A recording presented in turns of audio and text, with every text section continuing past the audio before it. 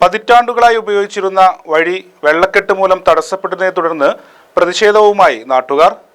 എന്റെ ഇഷ്ടങ്ങൾ എന്റെ ഫാമിലിക്ക് അറിയാം. Family wedding centre. പതിറ്റാണ്ടുകളായി ഉപയോഗിച്ചിരുന്ന വഴി വെള്ളക്കെട്ട് മൂലം തടസ്സപ്പെട്ടതിനെ തുടർന്ന് നാട്ടുകാർ പ്രതിഷേധത്തിൽ. പൊന്നാനി ഈശ്വരമംഗലം ചെറുനിലം റോഡിലാണ് നിലവിൽ വെള്ളക്കെട്ട് രൂക്ഷമായത്. ചെറുനിലം പട്ടികജാതി ഉന്നതി അടക്കമുള്ള ജനവാസ മേഖലയിലേക്കുള്ള പ്രധാന റോഡാണിത്. സ്വകാര്യ വ്യക്തി പറമ്പ് തൂർത്ത് മതിൽ കെട്ടിയതാണ് നിലവിൽ വെള്ളക്കെട്ടുണ്ടാവാൻ കാരണമെന്ന് നാട്ടുകാർ ആരോപിക്കുന്നു. ഇതേ തുടർന്ന് നാട്ടുകാർ നഗരസഭയിൽ പരാതി നൽകിയിരുന്നു. തുടർ നടപടികൾക്കായി റവന്യൂ അധികൃതരെ നഗരസഭ അറിയിച്ചുവെങ്കിലും നടപടികൾ ഒന്നുമായിട്ടില്ല എന്ന് നാട്ടുകാർ ആരോപിക്കുന്നു. സമീപ പ്രദേശങ്ങളിൽ മലേറിയ അടക്കമുള്ള സാംക്രമിക രോഗങ്ങൾ റിപ്പോർട്ട് ചെയ്ത സാഹചര്യത്തിൽ ആശങ്കയിലാണ് പ്രദേശവാസികൾ.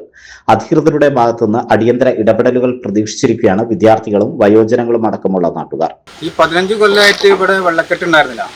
കഴിഞ്ഞ പ്രാവശ്യം ഈ കൊണ്ടാട്ടി ഷൺമുഖം എന്ന് പറഞ്ഞ ആള് പൂർത്തതിന്റെ ഭാഗമായിട്ടാണ് ഇവിടെ വെള്ളക്കെട്ട് രൂപപ്പെട്ടിട്ടുള്ളത്.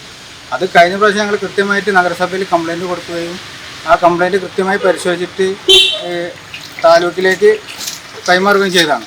പക്ഷേ ഇതുവരെ നടപടി ഉണ്ടായിട്ടില്ല. ഇപ്പോൾ മാറാരോഗങ്ങളൊക്കെ പിടിപെടുന്ന ഒരു അവസ്ഥ ഇവിടെ ഉണ്ടാവുന്നുണ്ട്. അപ്പോൾ എത്രയും പെട്ടെന്ന് തന്നെ ഇതിന് വേണ്ട നടപടികൾ ഈ താലൂക്ക് സ്വീകരിക്കണം എന്നാണ് പറയുന്നത്. ഇത്രയും വെള്ളം ഇത്രയും തുടർച്ചയായ ദിവസങ്ങളിലാണ് കെട്ടി നിൽക്കുന്നത്. ഇതിനെതിരായിട്ടുള്ള പരാതി നാട്ടുകാരെല്ലാം ഇതിനെതിരായി പരാതി നൽകിയിട്ട് നഗരസഭ അത് തഹസിൽദാർക്ക് കൈമാറി ഇപ്പോൾ ഏകദേശം 1 വർഷത്തോളമായി.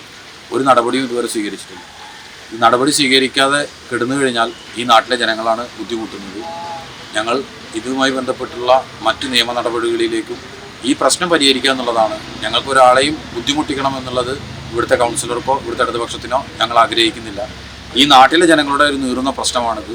ഈശ്വരമംഗലം നിവാസികളെല്ലാം ഒറ്റക്കെട്ടായി ഇതിനെതിരെ പ്രതികരിക്കും. ഈ നാട്ടിന് ഈ വെള്ളക്കെട്ട് ഒഴിവാക്കുന്നതിന് വേണ്ടിയുള്ള നടപടി ഗവൺമെൻറ്റിൻ്റെ ഭാഗത്തുനിന്ന് തഹസിൽദാരുടെ ഭാഗത്തുനിന്ന് ഉണ്ടാവണം എന്നുള്ളതാണ് ഞങ്ങൾക്ക് ആവശ്യപ്പെടാനുള്ളത്.